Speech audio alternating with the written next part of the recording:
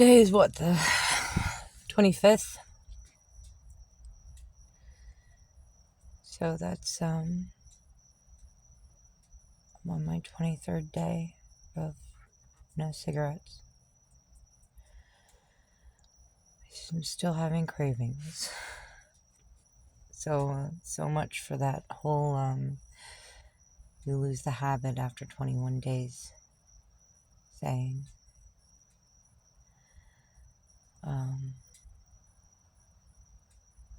I've been eating lots of gluten-free brownies to make up for it. Anyway, let's go over this a little bit. I keep telling myself I'm going to come out with more proper versions of these videos for these little, I don't know what you call it, little avenues of investigation and research that I get myself into, like little rabbit holes that I go down. Let's explore this one a little bit. So I called Ze Frank a professional clown in one of the videos that I released on my YouTube channel for Chicky Baby. In the weeks, days shortly leading up to the one he released here about the shrimp, where he focuses very much, a good amount of that video's time is focused on the harlequin shrimp. Harlequins are clowns. There's a lot of reasons why Zay is likely referencing himself when he's talking about the harlequin shrimp. And he mentions how the harlequin shrimp hunts starfish. He talks about that pretty extensively and refers to the starfish as being like a pancake. I also mentioned pancakes, sort of whispered it sort of at the very end of one of my videos leading up to this video. Mind you, I hadn't released much for a better part of a year up until recently. So again, I just want to make some connections between, I'm hoping some of you guys will see, I'm hoping to illuminate some of you guys with some connections you might not have made between the human soul, the human foot, the clown, and crabs or crab monsters.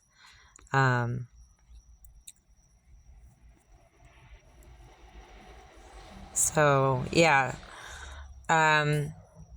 So let's go into, so I know he's talking about shrimp here, but they are crustaceans, like crabs. They have an outer exoskeleton. They're basically bugs of the sea. So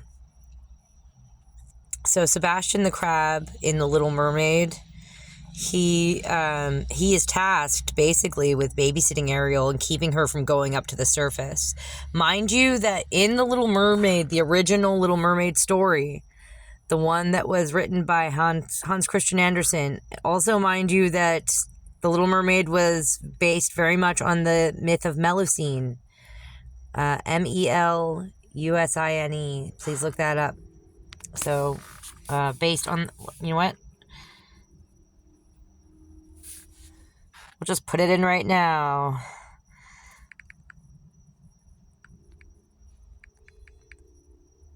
The Little Mermaid is based on the... No, I kind of like the way it's laid out, so... Based on Melusine. It never works out the way I want it to. In terms of organizing these videos, organizing my thoughts. And then I should insert a picture of Melusine here. Alright, I'll do that later. So, if you think about it, Sebastian, he's a crab. He's in The Little Mermaid. He is basically tasked with, excuse my language, cock blocking Ariel, the Little Mermaid, with from going to the surface. In the original story written by Hans Christian Andersen, It's said that mermaids live for 300 years, but they don't really have an eternal soul that goes to heaven. They just turn into sea foam. And it's only human beings that have a soul that go to heaven after they've lived for only like around 100 years. So, so that the implication there with the Hans Christian Andersen story is that having feet, being like, what the difference between a mermaid and a human is that one has feet and one doesn't. So that's and one has a soul and one doesn't. So it's making this connection between having feet, human feet, and having a soul. So in the original Little Mermaid story, mermaids did not have souls. They lived for 300 years and then turned to sea foam, whilst humans only lived for around 100 years, but had an eternal soul that would live on and go to heaven. Ze Frank talks about the harlequin shrimp eating the feet off of a starfish. So that implies, and he's, I believe, very much using the harlequin shrimp to symbolize himself.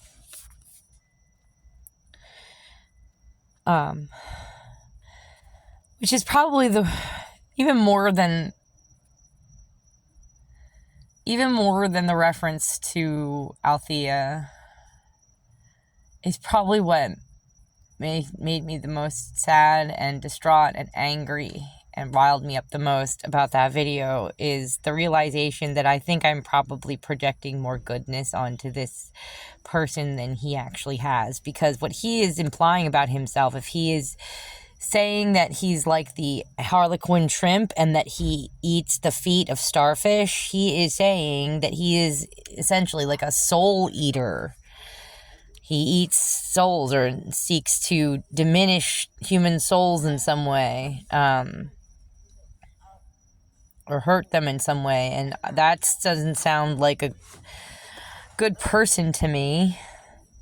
That sounds like a demon.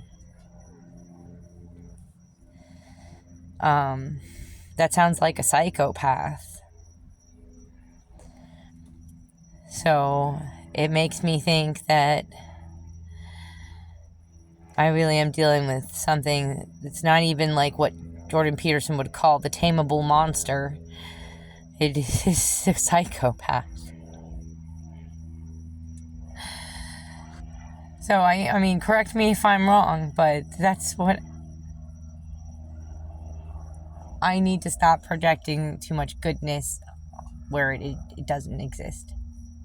I get so bitterly disappointed sometimes. Anyway, and also like the fact that you keep, from what I see, suggesting some sort of sexual intercourse. I mean, you didn't in this last B video, so you broke from your trend. There was no real sex implied. There's a little bit of fun with like a whatever that fuzzy stick thing, I forget. But you implied it in many, many other videos leading up to the B one. And really it was shitty enough that you would think I'd ever want to have anything like that to do with you as a married person, as if I don't respect the sanctity of marriage and the vows people make to each other and stuff.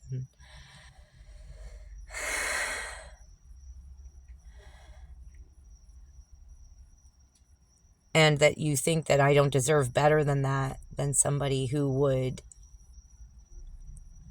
have incestuous sexual relationships with children that he adopted, and step outside of his marriage and whatever else you probably do, use people's minds like guinea pigs, and soul eating, that whole thing, eating feet, souls of the feet too, guys, by the way. So you clearly don't think much of me. You don't think that I deserve better than that. And you clearly don't want to be a better person either. I don't see you confessing publicly, plainly, openly, in a way that'd be easy for anyone to understand, to these things and serving justice. So, I had the self-correction, I don't know, whatever you would call it, to admit that I was wrong for saying what I said and not controlling my temper, and, admit to doing wrong when I did wrong openly and honestly and plainly in an easy to understand manner. Anyway, in typical American English, not in secret society, veiled symbolism and innuendo. It really is. Never mind. Anyway, so guys, it's not just Sebastian the crab and Ariel. So again, it is an obstacle keeping the Little Mermaid from becoming a human, and in many ways, so from gaining a soul or having, a permanent soul, something along those lines. Then you have Moana and Tamatoa, that giant crab with the gold on his back and all. He likes shiny stuff. So again, he's trying to keep her under the sea. He's sort of in like a little vortex air bubble under the sea in a cave. And he lures fish down there with shiny things. Fish, remember, stand for souls. They stand for human souls, sweet innocent souls, girl souls. Fish can often stand for that, symbolize that. He tries to trap her down there. He wants to eat her. She's a young girl. Young girls often stand for souls as well. So he's, again, same thing. A crab is symbolizing an obstacle between a girl, a heroine, the soul, and going back home, completing their journey, getting to their end goal. I also wanted to show how clowns, so there's lots of videos out there and lots of material out there. I'm just showing you an example right here. This is one video on YouTube you can look up. There's so much more. You can start to do your own research into connections that people have made between the Nephilim and demons and like evils, entities, and spirits and clowns. Okay, like there's so many connections there, as well as just the same color coding as vampires. So look, it's the typical primary colors: the blue, red, white, yellow, and or gold. And the black and blue are interchangeable. Yellow and gold are interchangeable. Red, white,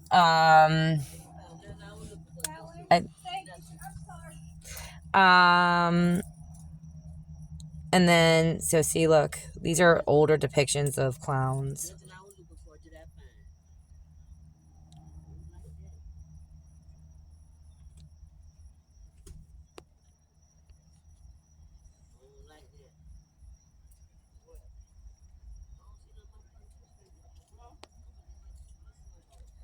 And then you can see the color coding is continued, even with like the scary demon it clown. So again, red, white, blue, and then like a yellow or gold color. Red, white, blue, yellow, or gold color. I've released other videos in the past talking about this.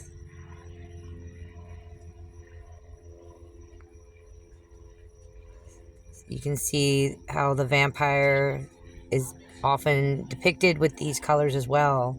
There's no purples or greens, guys, there's, or not a lot, not typically. There is blue, black.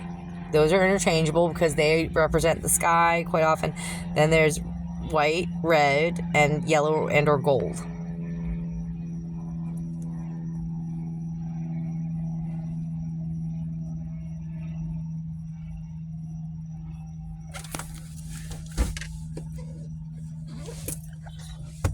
Try, it might be that side. That side. You're welcome. Sorry about that. Have a good night.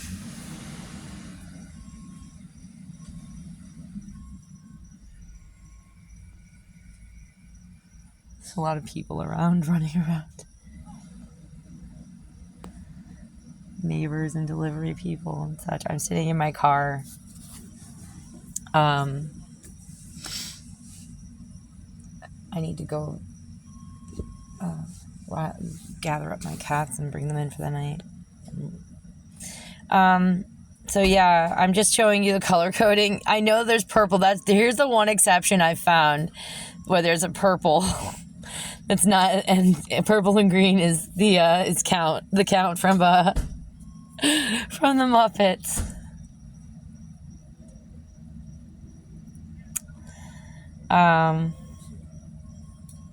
But again, yeah, typically see yellow, gold, red, blue, white, black.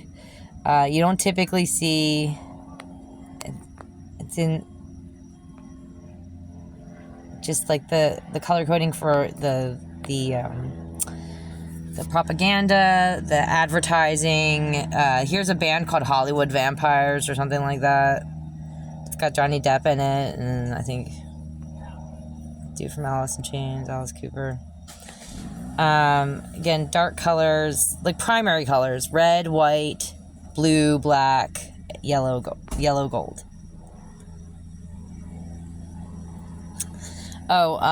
Famous celebrity Peter Sellers, Doctor Strange from Doctor Strangelove, and several other things. Whom I highly suspect was a member of this cult network operating in Hollywood, was well known to hate the colors purple and green. And he would insist on having those colors removed from any motel room he was staying in, or he would ask to be, booked into a different room. Supposedly he was very sort of anal retentive about this, and would get very upset if those colors were in his room. So, and here he is wearing blue and playing with a red downward pointing triangle. I forget specifically what this interview was called. It's a pretty well-known interview where you can just look up Peter Sellers' interview, and it'll be one of the main ones you'll find on the internet or on YouTube. So he's sending signals here. When you watch this scene in the interview, he's not, you would think that he's just doing, a funny, cute little skit and being weirdo and crazy. No, he's actually sending out sort of gang signals, basically saying like, yo, I'm in the club, I'm in the gang. Only it's Freemasons, it's secret society symbols, guys. By wearing all blue and playing around with this red handkerchief and making certain shapes with it and even wrapping it around his head, he's saying certain things. And if you know, then you know. So these are I was just doing like a little offshoot. I'm showing you how some of this stuff connects. I've already spoken in the past about connections with vampires and with red, white, blue, yellow, gold, black, like the basic primary colors. So I'm just trying to fill out these connections more and more and more. Please go back through my other videos on Chicky Baby and or my other YouTube channel, Cat Phillips.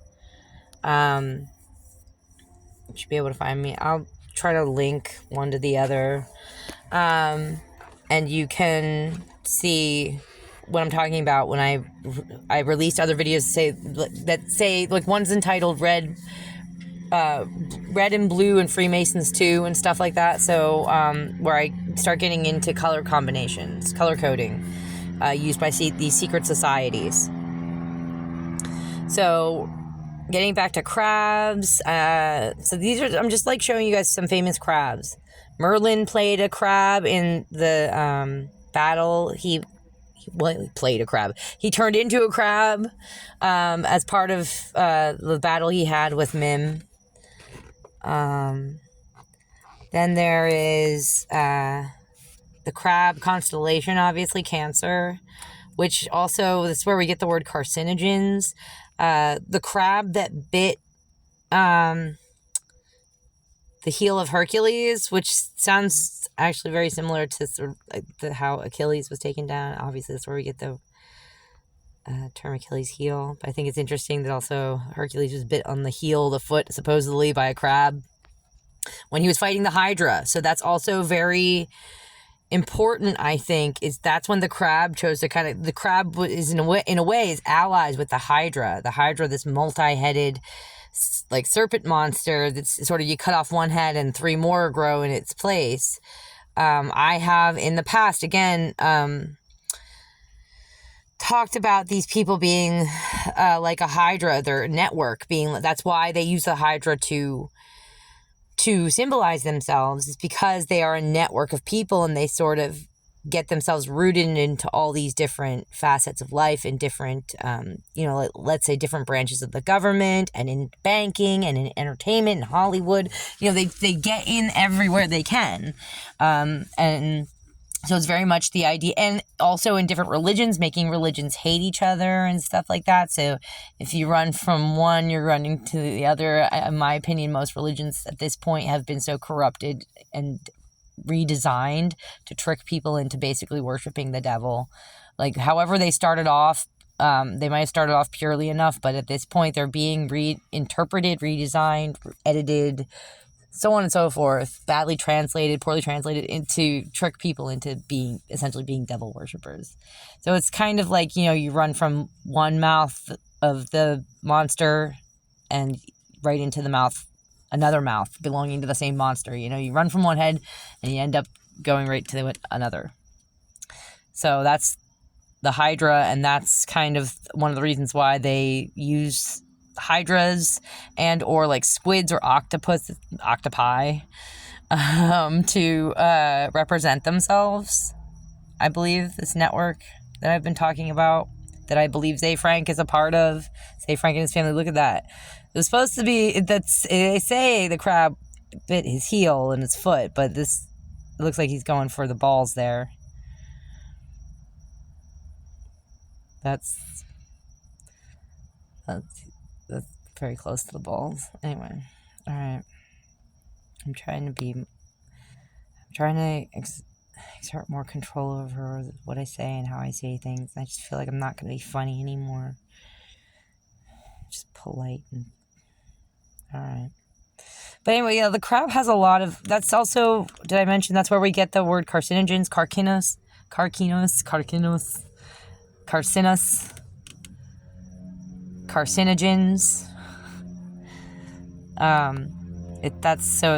That's all really carcinogens. For anyone who doesn't know, that's bad stuff, toxic stuff that gets into our bodies through various ways. Things we eat, things we inhale. So, and it's toxic chemicals and such that you don't really want to be ingesting. That's what a carcinogen is.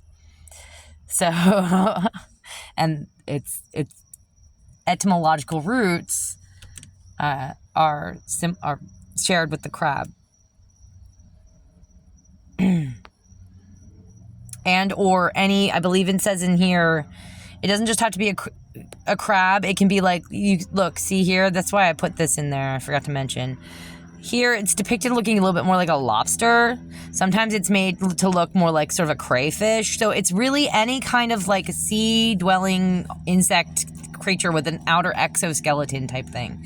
So it doesn't have to be a crab. It can be a shrimp.